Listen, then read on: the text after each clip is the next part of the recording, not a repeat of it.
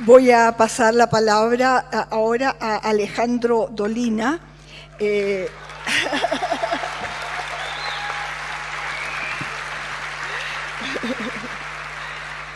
que nos va a hablar un poco sobre la palabra como realidad y la realidad de las palabras. Alejandro Dolina tiene una formación muy variada en Derecho, Música, Letras e Historia. Ha publicado cuentos y notas en diferentes revistas. Desde 1985 ha conducido programas de radio y televisión. Es compositor de numerosas canciones y ha integrado distintos grupos musicales como director y arreglador. En 1988 publicó su primer libro, Crónicas del Ángel Gris. Una edición corregida y aumentada de esta misma obra apareció en el 96. El libro del fantasma se publica en 1999 y en 2012 Cartas Marcadas. Ha trabajado en cine y televisión, dirige programas de radio y televisión que convocan a un gran público. Tiene la palabra Alejandro. Buenas tardes, muchas gracias. Unas pinceladas fuera del marco, que empiezan con dos pequeñas historias muy breves. La primera es esta. Un niño ve en la oscuridad una espantosa sábana en la soga de colgar la ropa. Desde luego se aterroriza. El padre lo acompaña hasta el fondo y allí el niño se calma al ver que se trataba de un simple fantasma. La otra historia la contó Borges.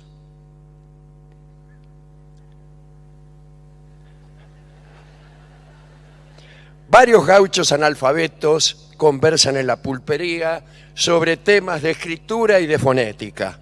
Uno de ellos afirma que la palabra trara no puede escribirse. Otro le responde que todo lo que se habla puede ser escrito. El primero lo desafía y le dice que si escribe trara, él pagará la copa para todos. El paisano acepta el reto y con el cuchillo traza un garabato en el piso. Se acerca entonces un viejo sabio, también analfabeto, que mira al suelo y sentencia: clarito, trara. Esta breve monografía es en verdad una pregunta o una serie de preguntas. Para eso he venido, para saber si todo puede decirse, si el lenguaje puede ser más real que las cosas, y también para preguntar si finalmente estamos solos, sin poder comunicarnos con nadie. Si no pueden contestármelo aquí, no sé dónde me lo van a contestar. En los foros más ingenuos se opina que las cosas son sin necesidad de nuestro señalamiento. El mundo real está allí, estaba antes de la presencia humana y seguirá estando cuando una catástrofe cualquiera venga a destruirnos. El lenguaje es apenas una sombra del mundo, un simple instrumento que la humanidad ha elaborado para expresar lo que pasa en su interior. Para este realismo ingenuo, la insuficiencia de la lengua es prueba de su naturaleza subalterna y especular.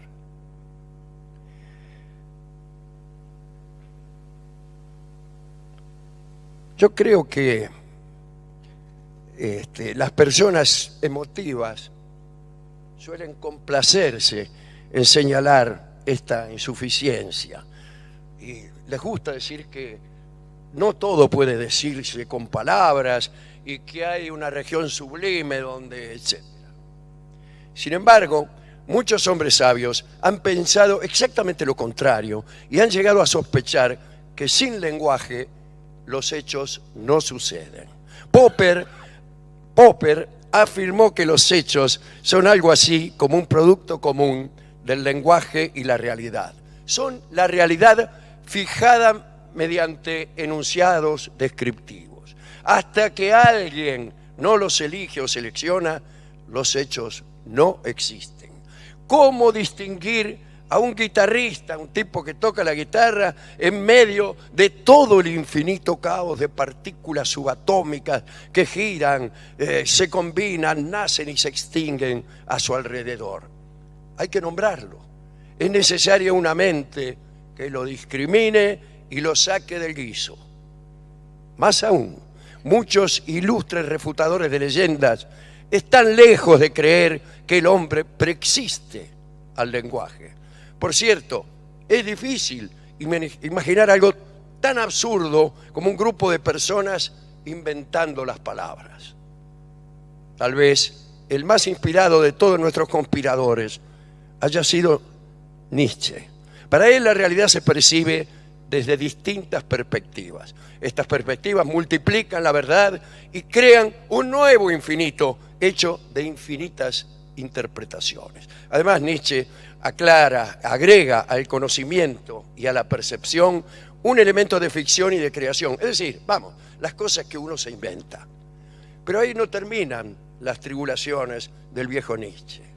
Enseguida este hombre repara en las cadenas y los límites del pensamiento, que son para él el lenguaje y la historicidad.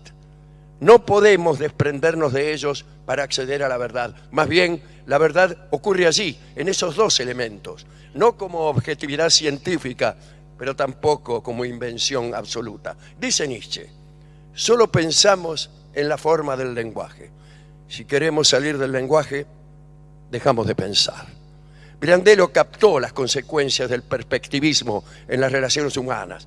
Él creía que nadie conocía a nadie, que todos éramos perfectos extraños, aún para nuestros seres más próximos.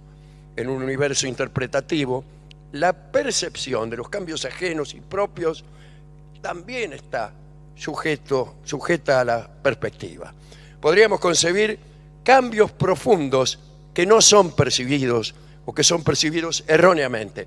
Un hombre se convierte en perro, pero no se da cuenta y prosigue con su conducta burguesa y acompaña a su mujer a las confiterías y los mozos lo expulsan a patadas, etc. Hay casos más cotidianos, pero no menos patéticos. El hombre que envejece y sigue tratando de seducir a adolescentes, o el hombre que se envilece y sigue jactándose de su pureza. El patrón inverso también es usual. Alguien que no cambia cree que ha cambiado. O mejor aún, alguien que no cambia produce en los demás la ficción de un cambio.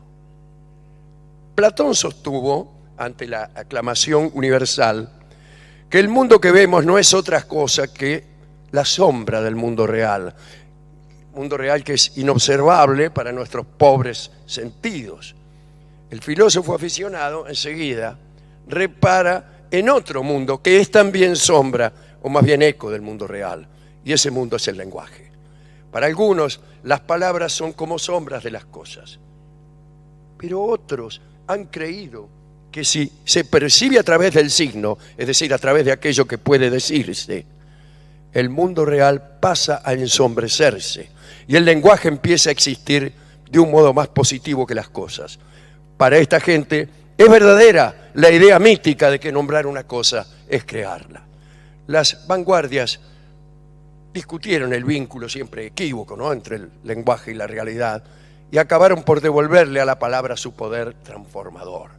Escribió el simbolista Chlebnikov: mirad, el sol obedece a mi sintaxis. Octavio Paz afirmó que la poesía no es la traducción en palabras de un estado poético. Las palabras son la poesía. Bueno, ahora que casi estábamos de acuerdo en que lo que no puede decirse no existe, objetores de la última fila señalan unos fenómenos de los cuales la semiótica no puede dar cuenta. Por ejemplo, el caso del teatro, donde esa comunión que dicen que hay entre el actor y el espectador no figura en el texto. Bueno, estas hojas que tengo acá en la mano no contienen el terror que se ha apoderado de mí en este mismo momento. Bueno, esas cosas no están, pero yo digo, no están, pero podrían estar. O mejor todavía, si podemos decir que algo no está, es porque está.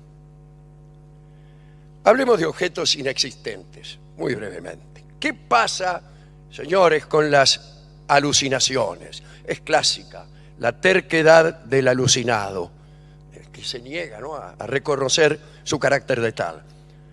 A decir verdad, elegir entre una y varias captaciones de la realidad no es tan sencillo como parece. Tal vez toda la gnoseología, la teoría del conocimiento, no sea sino una polémica entre víctimas de alucinaciones diferentes. Ahí están los mitos griegos. Hay una linda historia. Ixión era un traidor tesalio que había asesinado a su suegro.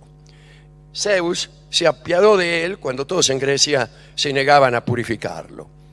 Y lo ayudó y hasta le permitió probar la ambrosía, esa especie de queso que te hacía inmortal.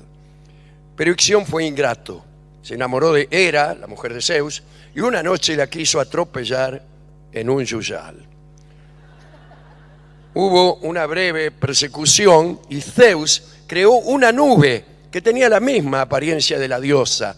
Ixión se unió a este fantasma, mientras Hera, a las risas, se refugiaba en las casas. Sin embargo, aquella cópula espectral tuvo frutos contantes y sonantes.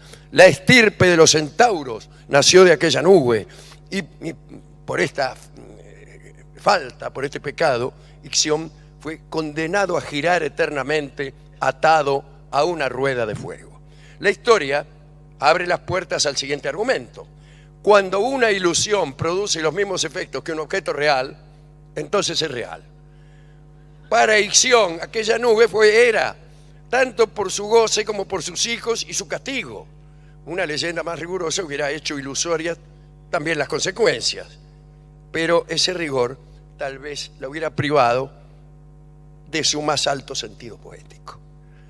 Todos conocemos los relatos de espectadores demasiado crédulos que a la salida del teatro, antiguamente, trataban de atropellar a los actores que hacían de malvados.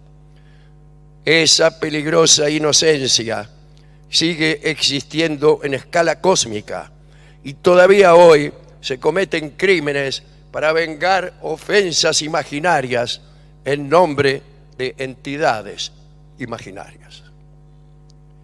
Todo este juego nos revela que tal vez no somos otra cosa que niños que temen más a las sábanas que a los fantasmas, o paisanos analfabetos buscando en vano una instancia superior.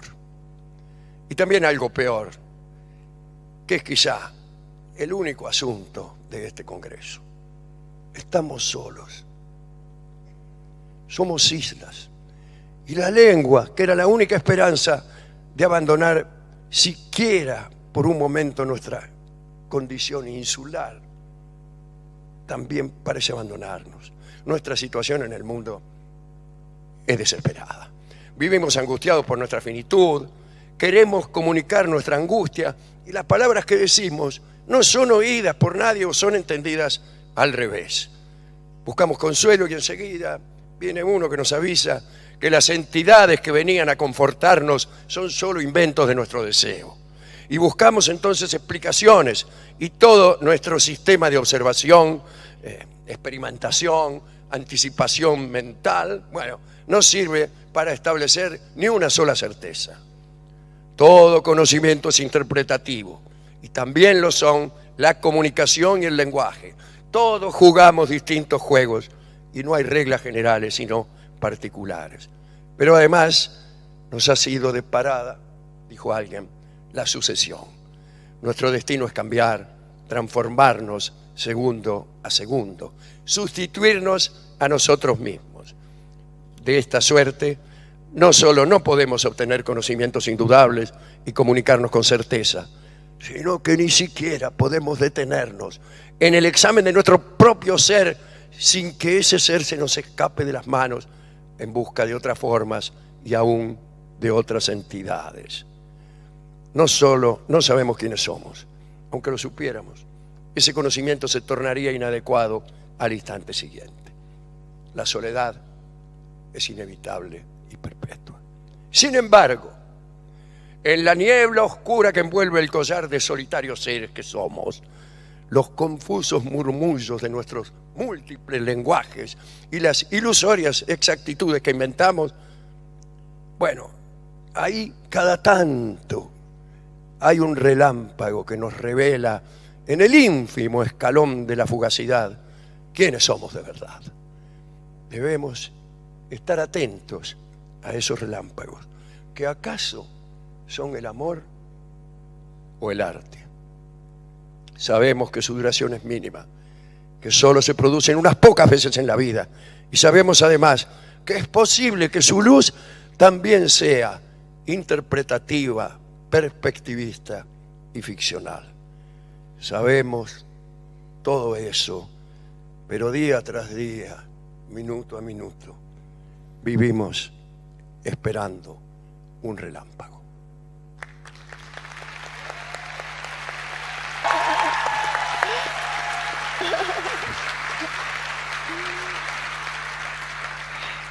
Voy a pasar la palabra ahora a Alejandro Dolina. Que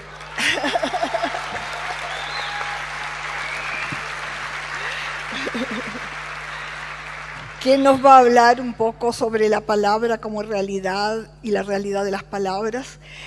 Alejandro Dolina tiene una formación muy variada en Derecho, Música, Letras e Historia. Ha publicado cuentos y notas en diferentes revistas. Desde 1985 ha conducido programas de radio y televisión. Es compositor de numerosas canciones y ha integrado distintos grupos musicales como director y arreglador. En 1988 publicó su primer libro, Crónicas del Ángel Gris. Una edición corregida y aumentada de esta misma obra apareció en el 96. El libro del fantasma se publica en 1999 y en 2012 Cartas Marcadas. Ha trabajado en cine y televisión, dirige programas de radio y televisión que convocan a un gran público. Tiene la palabra Alejandro. Buenas tardes, muchas gracias. Unas pinceladas fuera del marco, que empiezan con dos pequeñas historias muy breves. La primera es esta. Un niño ve en la oscuridad una espantosa sábana en la soga de colgar la ropa. Desde luego se aterroriza. El padre lo acompaña hasta el fondo y allí el niño se calma al ver que se trataba de un simple fantasma. La otra historia la contó Borges.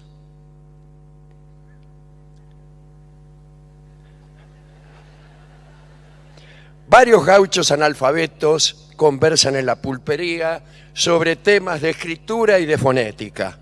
Uno de ellos afirma que la palabra trara no puede escribirse. Otro le responde que todo lo que se habla puede ser escrito. El primero lo desafía y le dice que si escribe trara, él pagará la copa para todos. El paisano acepta el reto y con el cuchillo traza un garabato en el piso. Se acerca entonces un viejo sabio, también analfabeto, que mira al suelo y sentencia: clarito, trara. Esta breve monografía es en verdad una pregunta o una serie de preguntas. Para eso he venido, para saber si todo puede decirse, si el lenguaje puede ser más real que las cosas, y también para preguntar si finalmente estamos solos, sin poder comunicarnos con nadie. Si no pueden contestármelo aquí, no sé dónde me lo van a contestar. En los foros más ingenuos se opina que las cosas son sin necesidad de nuestro señalamiento. El mundo real está allí, estaba antes de la presencia humana y seguirá estando cuando una catástrofe cualquiera venga a destruirnos. El lenguaje es apenas una sombra del mundo, un simple instrumento que la humanidad ha elaborado para expresar lo que pasa en su interior. Para este realismo ingenuo, la insuficiencia de la lengua es prueba de su naturaleza subalterna y especular.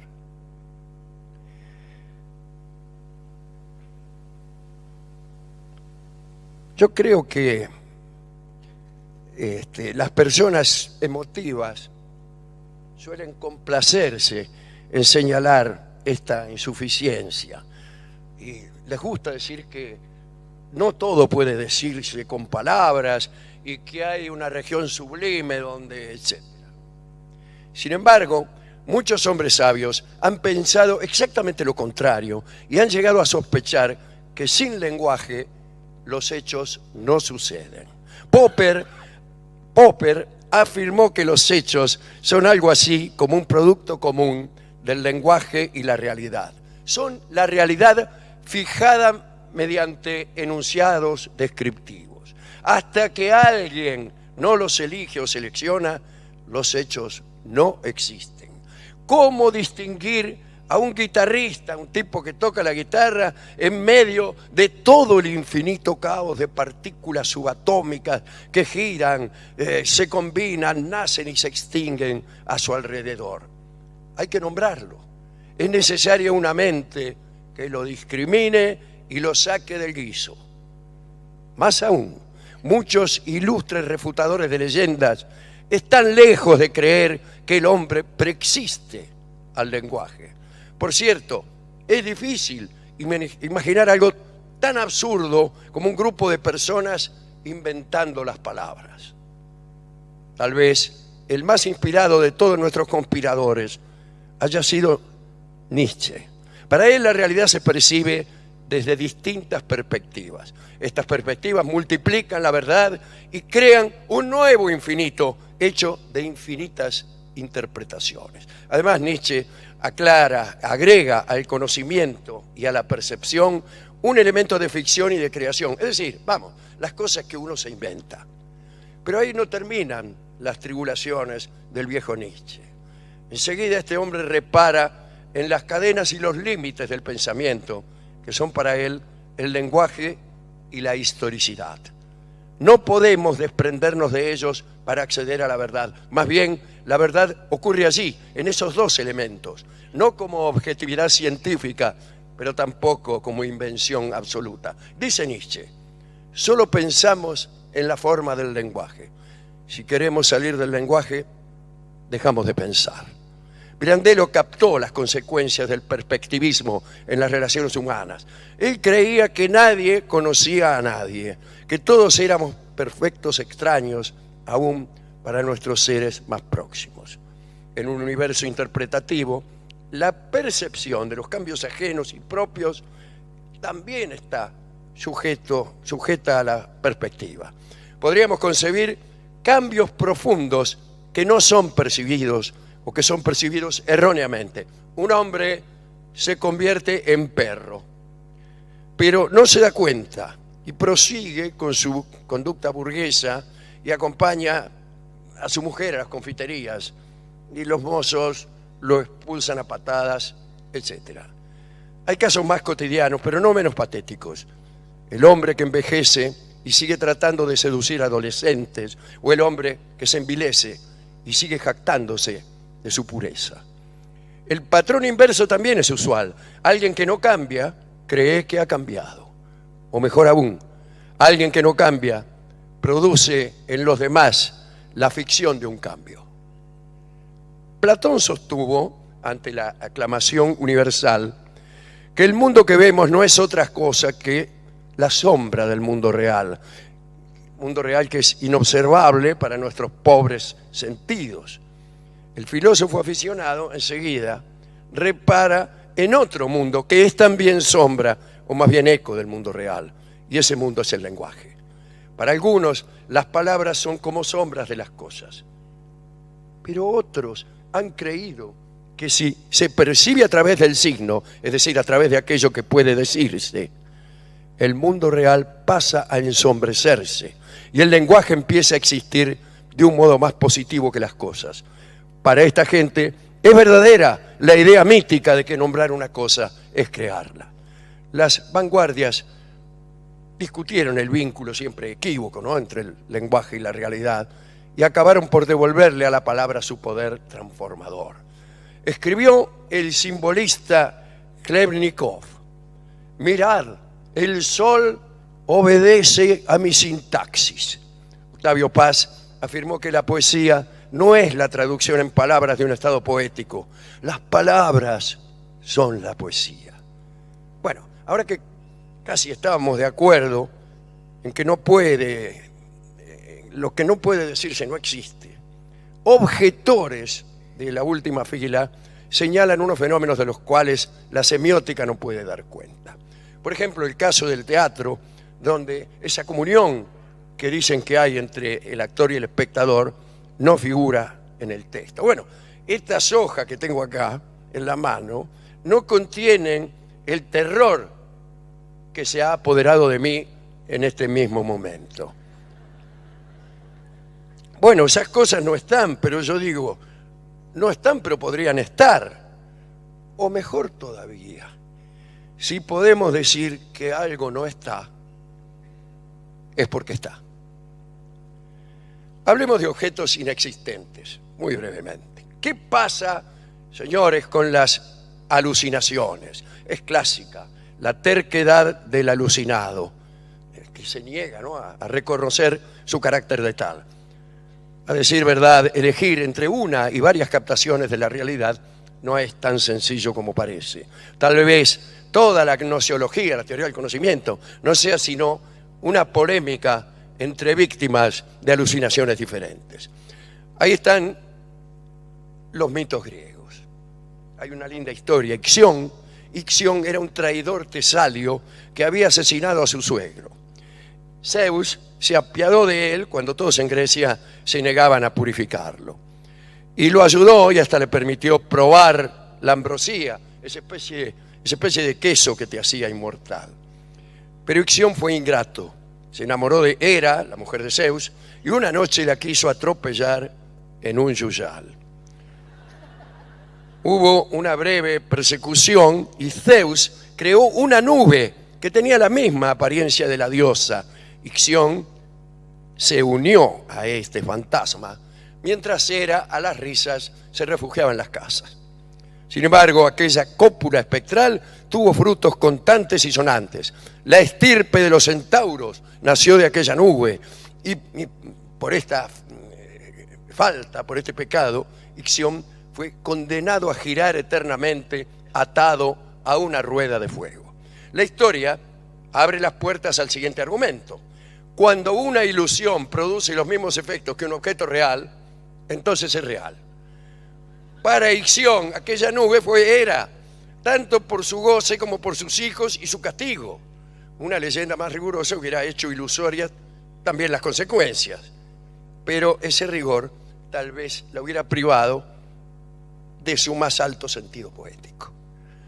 Todos conocemos los relatos de espectadores demasiado crédulos que a la salida del teatro, antiguamente, trataban de atropellar a los actores que hacían de malvados. Esa peligrosa inocencia sigue existiendo en escala cósmica y todavía hoy se cometen crímenes para vengar ofensas imaginarias en nombre de entidades imaginarias. Todo este juego nos revela que tal vez no somos otra cosa que niños que temen más a las sábanas que a los fantasmas, o paisanos analfabetos buscando en vano una instancia superior. Y también algo peor, que es quizá el único asunto de este Congreso. Estamos solos, somos islas, y la lengua, que era la única esperanza de abandonar siquiera por un momento nuestra condición insular, también parece abandonarnos. Nuestra situación en el mundo es desesperada. Vivimos angustiados por nuestra finitud, queremos comunicar nuestra angustia y las palabras que decimos no son oídas por nadie o son entendidas al revés. Buscamos consuelo y enseguida viene uno que nos avisa que las entidades que venían a confortarnos son solo inventos de nuestro deseo. Y buscamos entonces explicaciones y todo nuestro sistema de observación, experimentación, anticipación mental, bueno, no sirve para establecer ni una sola certeza. Todo conocimiento es interpretativo y también lo son la comunicación y el lenguaje. Todos jugamos distintos juegos y no hay reglas generales sino particulares. Pero además nos ha sido de parada, dijo alguien, la sucesión. Nuestro destino es cambiar, transformarnos segundo a segundo, sustituirnos a nosotros mismos. De esta suerte, no solo no podemos obtener conocimientos indudables y comunicarnos con certeza, sino que ni siquiera podemos detenernos en el examen de nuestro propio ser sin que ese ser se nos escape de las manos en busca de otras formas y aún de otras entidades. No solo no sabemos quiénes somos, aunque lo supiéramos, ese conocimiento se tornaría inadecuado al instante siguiente. La soledad es inevitable y perpetua. Sin embargo, en la niebla oscura que envuelve el collar de solitarios seres que somos, los confusos murmullos de nuestros múltiples lenguajes y las ilusorias exactitudes que inventamos, bueno, ahí cada tanto hay un relámpago que nos revela en el ínfimo escalón de la fugacidad quiénes somos de verdad. Debemos estar atentos a esos relámpagos, que acaso son el amor o el arte. Sabemos que su duración es mínima, que solo se producen unas pocas veces en la vida, y sabemos además que es posible que su luz también sea interpretativa, perspectivista y ficcional. Sabemos todo eso, pero día tras día, minuto a minuto, vivimos esperando un relámpago.